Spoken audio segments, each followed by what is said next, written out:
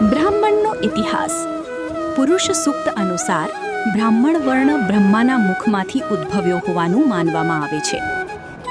બ્રાહ્મણોસ્ય મુખમાસીદ બાહુરાજન્યઃ કૃતઃ ઊરુ તદસ્ય યદ્વૈશ્ય પાદાભ્યામ શૂદ્રો અજાયત.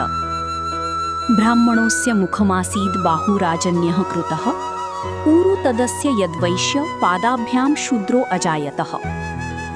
અર્થાત બ્રાહ્મણો ભગવાનના મુખમાંથી જન્મ્યા છે, ક્ષત્રિય તેમના બાવડામાંથી, વૈશ્ય તેમની વરદાનથી અને શૂદ્ર તેમના પગમાંથી જન્મ્યા છે.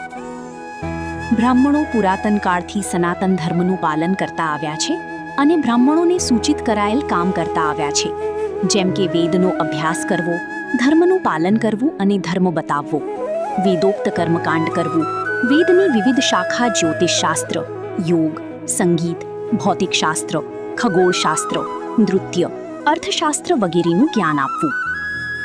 બ્રાહ્મણો તેમની મૂળ આજીવિકા કર્મકાંડ હોવાથી મહદઅંશે આખા ભારતમાં વિવિધ સ્થળોએ સ્થાયી થયા છે. શાસ્ત્રાનુસાર ભારતમાં વસતા બ્રાહ્મણોને પંચગૌર અને પંચદ્રવિડ એમ બે ભાગમાં વિભાજિત કરાયા છે. ઉત્તર ભારતના કાશ્મીર, અવધ, પંજાબ, ઉત્તર પ્રદેશ, બંગાળ, ઓરિસ્સા વગેરેમાં વસતા બ્રાહ્મણો પંચગૌરમાં સમાવિષ્ટ કરાયા છે, જ્યારે ગુજરાત, રાજસ્થાન, તમિલનાડુ, કેરળ, મહારાષ્ટ્ર, કર્ણાટકમાં વસતા બ્રાહ્મણો પંચદ્રવિડમાં સમાવિષ્ટ થાય છે.